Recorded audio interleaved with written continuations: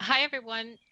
I'm your host, Patty Giarrusso, and this is Let's Talk Pets on Society Bites Radio. Today, we welcome to the show Cam McCarthy from Vintage Paws Sanctuary. And Vintage Paws Sanctuary is a senior dog sanctuary located in Sarasota, Florida. It was started by Jennifer Hummel, who is a longtime animal lover and owner of Ace Pet Resort. And Jennifer experienced firsthand the devastating plight of senior dogs when their owners were unable to care for them. And at the age of 16, Jennifer lost her mother to cancer.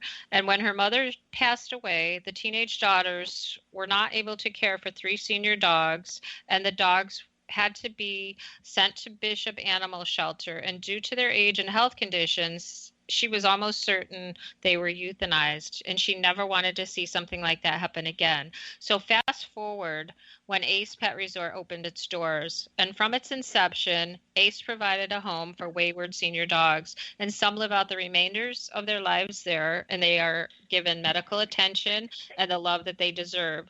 Others have been placed in homes forever where they live out their life with love, and the goal of Vintage Paws is to give senior and terminally ill dogs a home of their own. Vintage Paws will raise funding through grants, fundraising, and mostly through private donations to build dogs a home to live out the remaining days, months, or years. That is their long-term plan. And I welcome you to the show, Cam. Thank you. Yeah, so Vintage Paws is one of my favorite nonprofit organizations here in Sarasota, Florida, because I love old dogs, and I just feel that what you all do is very important. It's not something that everyone can do. So why don't you tell us a little about Vintage Paws Sanctuary? Vintage Paws Sanctuary, we have multiple programs for people to adopt or to foster our dogs. People can adopt our dogs. They can foster our dogs forever. We even have a hospice program where people will take in dogs that are terminally ill and they may only have a few more months to live. Our medical bills are very expensive. For 2020, we expect that our medical bills will exceed $200,000. We can only take, I know, it's the medical treatment for these dogs, even though the vets in the local area are fantastic and work with us on pricing, their medical expenses are very high because a lot of these dogs that we get are ill. They either have cancer, pulmonary disease, some have been abused. We had one recently, Blue, they found stones in his stomach because he was eating rocks due to starvation. So there's a lot of money that's needed for these dogs to get them, to the point where they have a high quality of life. We can only take, yes, it's sad, but it is rewarding when you see these dogs, in 3 months, 6 months, they're running around, they're happy, they're playing with the other dogs. It's like a different animal. It's so rewarding to see that change in them. Yeah, they're probably living their best life. A lot of them are. I mean, some have been abandoned. They were surrendered in shelters because, they were expensive, their health care, or sad that sometimes people just want a puppy and they don't want the old dog anymore. And that's very, very sad. And then some, their families have passed away and no one else in the family, wanted to take them in. So here they are in a new environment where they've been in this home for their entire life, and all of a sudden, new environment, new people with dogs, and the older dogs, it takes a while for them to adjust. It's very stressful on them when they have to change environment. So, and we know that, and we're aware of that. So it does take a while to see their true pet personalities come out. Yeah. So I wanted to ask about, during this time of crisis, I saw that Vintage Paws had reached out to the community because, the dogs needed to be put into foster care. The times are tough for the rescues and the shelters, et cetera, right now. So, and it sounded like you were pretty successful in finding fosters for the dogs that needed it, right? We were we're overwhelmed with the community support. We put a plea out on Facebook, and the amount of people that applied for to take our dogs into their homes and provide a loving, caring home for them. It was just fantastic. We have probably about 5 additional dogs that we're looking to be adopted or to place into a foster home. And one thing that's unique about our organization, when our dogs go into foster, whether it be a forever foster or a temporary foster, we pay the medical expenses for the life of the dog. Which is very important because there are so many people that would like a dog, but because of the expense of having an older dog, they're not able to do so. So we are able to put the dogs into homes, knowing that we'll take care of them. That's very important, and that's a great thing because it's true that somebody that might want to help feels like they couldn't. So that's a really, really good thing. So you still have 5 dogs left to find fosters for, so I hope that happens soon. I know it's probably challenging right now to do that. So what things I mentioned in an interview I did last week that, the Giving Challenge is coming up, and that is something that we're all looking forward to as nonprofits here. It's presented by the Community Foundation of Sarasota County, and it's a very important fundraising opportunity for the nonprofits here in our area. So what kind of plans do you have for that? I know we had to forego any of the outside events. So do you have a special online event that you're doing for that? Well, we've been talking about that because, as everybody knows, things changed at the last minute. And we did have our, Giving Challenge plan all worked out.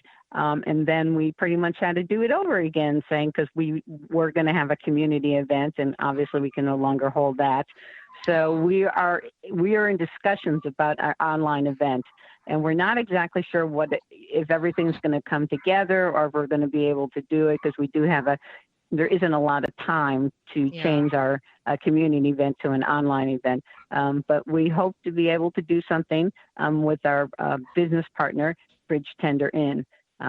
We're still hoping that we will be able to do something with them. They've been very supportive of our organization. Yeah, I've gone to an event there that they held for you. I see that there's some there quite often. So, it's hard right now for us to think what's going to happen in the future, but I'm sure just based on what is happening now in the need for donations and funding, what are some ways that the community could help you right now? What do you need? Well, we need homes, as we were saying, and most of our needs are financial. We're a 100% volunteer organization. We don't have any, business sponsors that are donating money for us and, in huge sums. And our medical bills exceed about $200,000 this year, we're expected. So all of their donations go to medical treatment for the dogs. So that's really the 2 most important things right now would be financial donations or being able for someone to adopt or foster an animal. How many pets, how many dogs are in your program right now? There's about 60. Seems to be the number that we're able to maintain, that we can financially support the medical treatment. So that seems to be the magic number where we can balance it. But it really depends on our fundraising activities, as you mentioned, the Giving Challenge. It's our biggest fundraiser. I would say not of the year because they have not been holding it every year, but when they have it. This is really our biggest fundraiser, and I'm just not sure what's going to happen this year. I mean, everyone's feeling pressed on, finances, but we're going to do our best. Yeah. No, I hear you. I'm wondering the same thing as well. So, are there any things like in-kind donations or something like Amazon or something like? What types of things do you need that people maybe locally that would be listening might be able to help you out with if they can't give you money? Well, we do have an Amazon wish list, and we're always in need of dog beds, and there's some dog treats and dog toys on the list and some food. Mm-hmm. So those are always needed. We also need volunteers, while we do have some dogs at the Ace Pet Resort at the moment, they can come in and cuddle with the dogs. They don't need long walks. They need, short walks, but mainly they want to sit on somebody's lap and get the attention. So we're always in need. Yeah, it's a wonderful experience. I mean, that's, sometimes people are worried, well, I can't walk the dogs that far, especially in the heat in the summer. Well, that's with senior dogs, that's really not our issue. They just want to be loved on. And so you're always welcome to come in and attend a volunteer orientation and, just cuddle with our senior dogs. Mm-hmm. Now, during this time that we're in right now, are you still allowing volunteers to come in? Would they be able to come in if it was like a one-on-one situation, or how is that working? We would need to be very careful, just like with our adopters and fosters who want to visit our dogs. We have to, it's awful having to live in this time, but we have to verify, have they been out of the state? Have they been traveling? Have they been on a cruise? Have they been on an airplane? We do run all that down because, we want to make sure it's safe for everyone, for the people that are working at Ace Pet Resort and training the volunteers and for the volunteers also. So we are very careful, and we are selectively bringing people in based on, the answers to our questions. So yes, volunteers are still able to come in. Okay. Now, would they say somebody is interested in doing it? Do they go on your webpage and fill out a form, or how would they go about trying to help you? On our webpage, we have a volunteer form, we have an adoption form, and we have a foster form, and of course a donation form. So they would fill that out, and then they'll get a telephone interview, which would be the first step. And then what would happen after that, there would be a face-to-face interview. And if everything's okay, we get started and go. Okay. That sounds easy enough, right? So let's see. As far as the future goes, and, everyone's going to be reaching out for help, I imagine. Do you have it's hard to plan right now, I know that, but do you have some fundraisers in mind for maybe later in the year that you could talk about? We do. We do have our annual bowling event, which is in the month of July. That's a family, fun family event. And, we have raffle baskets there and, silent auction. And it's just a fun event. So that's a yearly event. And I'm trying to think if we normally have a car wash event. I'm trying to think in what other, I feel like this year is so different. Yeah. Most of our plans have gotten, it's been very difficult to do planning for this year, but we do hope to do some small fundraisers, hopefully, like a painting fundraiser, car wash. I mean, by the end of the calendar year, we should be able to do a car wash, and then we hope to plan a couple online events, fundraising events, right online. Yeah, it is hard, and I think that you got to think kind of. I'm not a big fan of that expression, but outside the box, to try to come up with some different ideas, because we don't know how long we're all going to be on lockdown, basically, and so I think we all have to get a little creative in how we come up with solutions to these issues. Yes, this year is very challenging for us.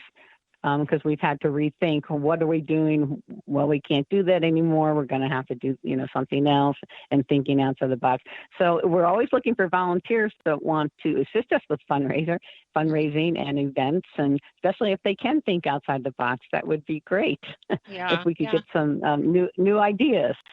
I know. I imagine that some new ideas